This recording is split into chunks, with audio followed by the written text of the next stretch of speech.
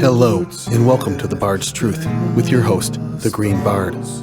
This is episode 9-4, The Trouble with Tywin Lannister and Matrim Cauthon. Now wait, before you click away because Matt and Tywin are not at all the same, and how dare you, Green Bard, compare them, first of all, I agree with you. Let me assuage your fears.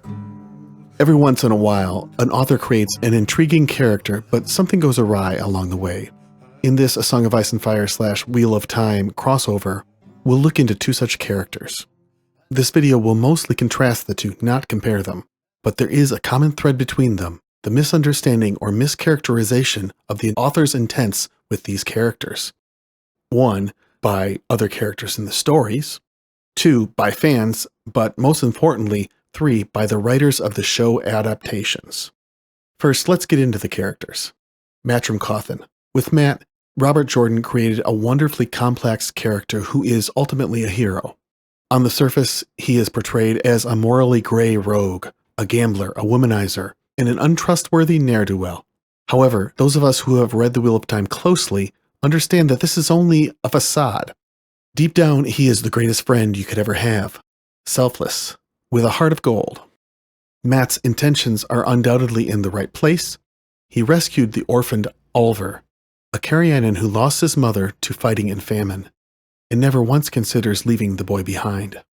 He saved many other characters such as Moiraine, Egwene, Elaine, and Nynaeve, sometimes multiple times. And as a natural leader of men, he's a general, but not a warmonger.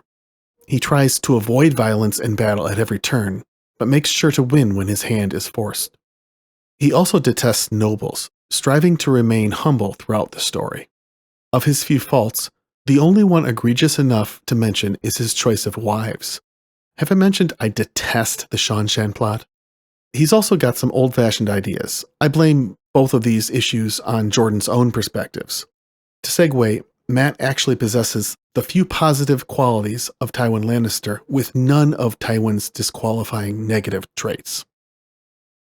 Tywin Lannister, on the other hand, is presented as a great lord, the savior of House Lannister, a shrewd politician, a brilliant strategist, and an admirable, even inspiring leader of men, a pragmatic ruler.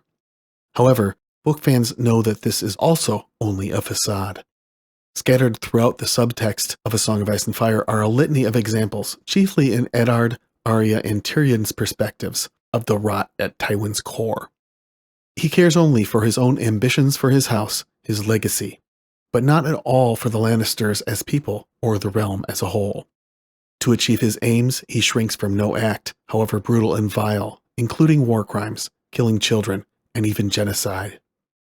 To put it mildly, he's the worst human character in the story. He's also a hypocrite and a cuck. Any good that Tywin does for the realm and for the characters of his house are only a byproduct of his ambition, greed, and zeal. I'm the President of the United States. Don't ever talk to the President that way. I am the king. Any man who must say, I am the king, is no true king. For example, in the oft-memed scene in A Storm of Swords, when Tywin gives Joffrey seemingly sage advice, it isn't for Joffrey. Although taking the advice might have helped the boy. It is for the future of House Lannister, his legacy. The bit about Marjorie here, in this quote, is proof of that. Be quiet, Cersei. Joffrey, when your enemies defy you, you must serve them steel and fire. When they go to their knees, however, you must help them back to their feet. Elsewise, no man will ever bend the knee to you. And any man who must say, I am the king, is no true king at all. Aerys never understood that, but you will. When I've won your war for you, we will restore the king's peace and the king's justice. The only head that need concern you is Marjorie Tyrell's maidenhead. Again, Tywin's wisdom here is not for the greater good, it's selfish. He wasn't winning the war for Joffrey. It was for the glory of House Lannister, for himself, really. He cares nothing for justice. Tyrion's trial is proof enough of that. Yet Kevan still claims he does when offering the plea deal to send Tyrion to the wall. Kevan expects Tyrion to be grateful to Tywin for giving him this option. But it's clear that he's only doing it for the good of the house. He cares not at all for Tyrion. Do you think he would allow you to take the black if you were not his own blood and Joanna's? Tywin seems a hard man to you, I know, but he's no harder than he's had to be. Later. It fell to Tywin to restore House Lannister to its proper place, just as it fell to him to rule the realm when he was no more than 20. He bore that heavy burden for 20 years, and all it earned him was a mad king's envy. Instead of the honor he deserved, he was made to suffer slights beyond count. Yet he gave the Seven Kingdoms peace, plenty, and justice. He is a just man. You would be wise to trust him. You would be wise to allow him to trot on you, rather. Here's the thing. While I am by no means a stan or defender of Aerys, the story and histories have time and again shown that his paranoia was warranted. He thought everyone was against him because everywhere you look there really were plots against him. Tywin clearly was ready to discard Aerys like a cheap suit during the defiance of Duskendale, but I have no doubt he was building his own power to the detriment of Aerys during the years Tywin was hand, before that pivotal event that sent Aerys off the deep end.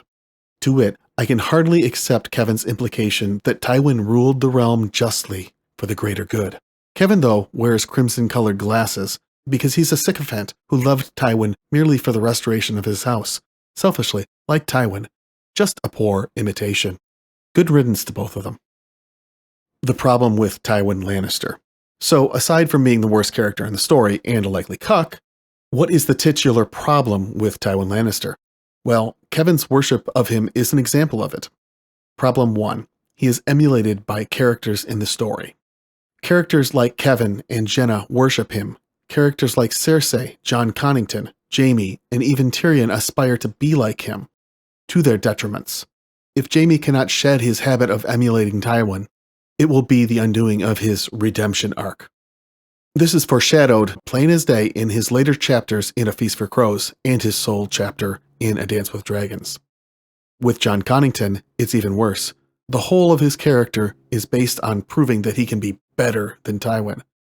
That, of course, means that there will be a scene in The Winds of Winter where he is way more brutal and ruthless than Tywin. Not better. Problem 2. He is admired by some readers.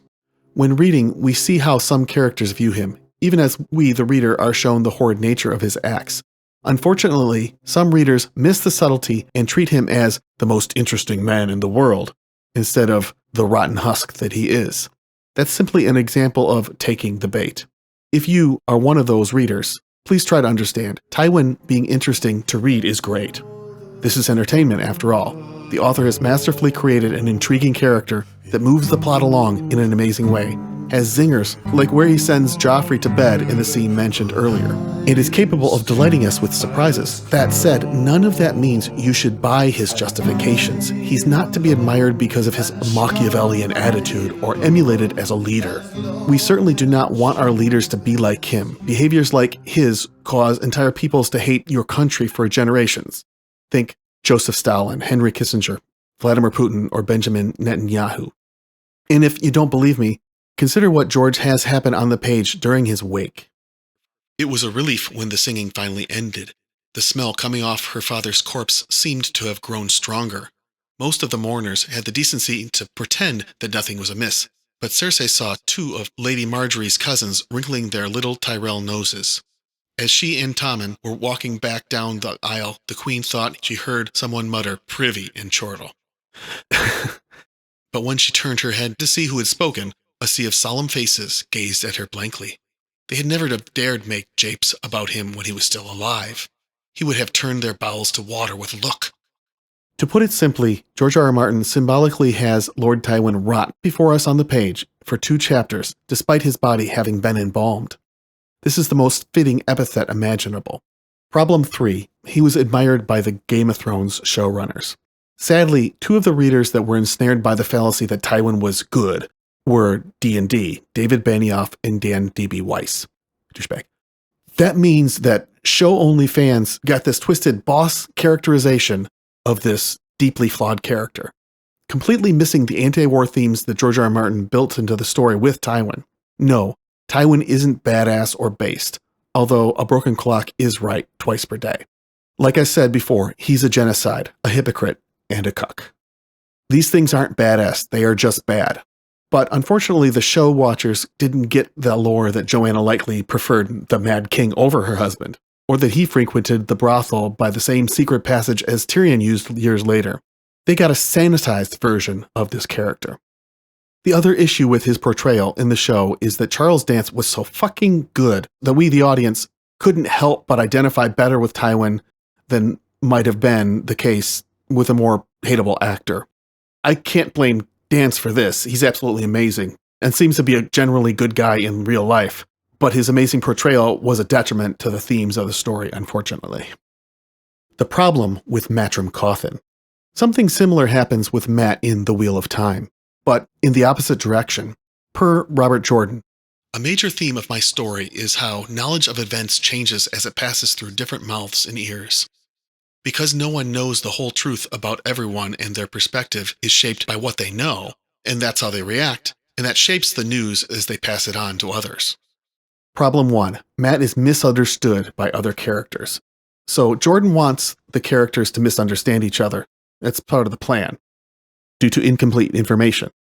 Boy, does that work with Mat. The problem is he overuses this tool. The best example is in Saladar and later Ebudar, when Mat is sent with bad information on an ill-considered and vague mission by Rand to either rescue or retrieve Elaine and Egwene, Nynaeve as well if she wanted to come along. The author chooses to have Mat not fully understand that mission and also to act the fool in his rescue attempt. It's a bit over the top, though hilarious.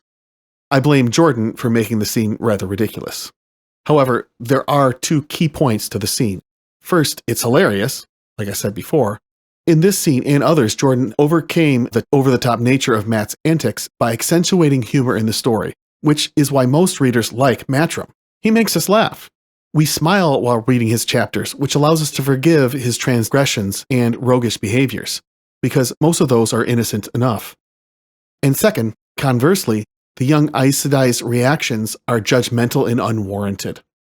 While that initially adds to the humor of the scene in Saladar, it goes on for far too long into their quest in Ebudar, becoming punitive and vindictive. I think that's where Jordan errs. He could have had one of them, Elaine for example, embrace the humor for a second or two. He could even have them have frank conversations and actually communicate to understand each other much sooner in the story. You know, like actual allies that they were. I've got a problem with how Jordan does allyship. But anyway, problem number 2, Mat is misunderstood by readers. So this isn't really a problem for most readers, but there are a few readers who don't like him. This is probably because they're overly sensitive or triggered by some of the surface issues I described earlier, even though they're not actually part of his character. It isn't nearly as pronounced an issue as with Tywin, though. Problem 3, though, Mat is misunderstood by the Wheel of Time show writers. I'm not here to bash the show. It was canceled and I liked it, but there were problems. So unfortunately for the audience, Mat's character is done dirty by the show in most of seasons 1 and 2. He's sulky, antisocial, and mean-spirited. They make his gambling not innocent and fun, like most leisurely zero-sum gambling between friends, outside of the negative-sum capitalistic casinos. But they also show it as self-destructive. To support these mischaracterizations about him, he's given a fake backstory about having an abusive father and a victim for a mother, a story he needs to escape before he can self-actualize. I detest this character assassination of his father, Abel Cauthon. Remember book Abel Cauthon. Mat even abandons his friends before their trek to the Eye of the World in the first season. This is antithetic to his true character, yet it is used to justify Moiraine saying he has a darkness to him and even sicking the Red Aja on him to show her ruthlessness. None of this is necessary, aside from an episode or two where he had the dagger from Shadar Logoth. He could have been used for comic relief from the beginning of the show. He should have been used for comic relief from the beginning. If he had, the show might have started off with better numbers and not be canceled today. I'm not sure where the showrunners got off track with Mat, but I am glad that they finally came closer to a decent facsimile of his character in Season 3. I was a big fan, though. I mean, if they could get it back on the air, I would definitely watch. So, what have we learned? First, I urge you, Game of Thrones and Wheel of Time show watchers, to actually pick up the books. Even more importantly, because of the bad ending of Game of Thrones and the lack of ending and the issues with the Wheel of Time show, the books are great. Each series is great, even if both authors are flawed. The books have a lot more depth to their stories, and I'm so happy that I chose to listen to the audiobooks. Anyway, second, we see in each of these examples how a lack of careful reading, especially by those doing visual adaptations of a show, can completely skew the perception of a character. With Tywin, it made him appear better than he actually is. With Mat, it made him appear worse. Finally, I want to urge you all to try to read a bit further into the subtext and themes surrounding the characters you enjoy. Pay attention to clues as to potential foreshadowing of our character's character. Does that make sense? Maybe you'll notice something critical about them that you had been ignoring before. Mayhaps that revelation will cast a negative light, or mayhaps a positive light. Either way, I hope it will enrich your reading and watching. Peace. Thanks to all the terrific artists whose work is featured on this video. Thanks especially to those out there who helped in this series so far. And not a soul.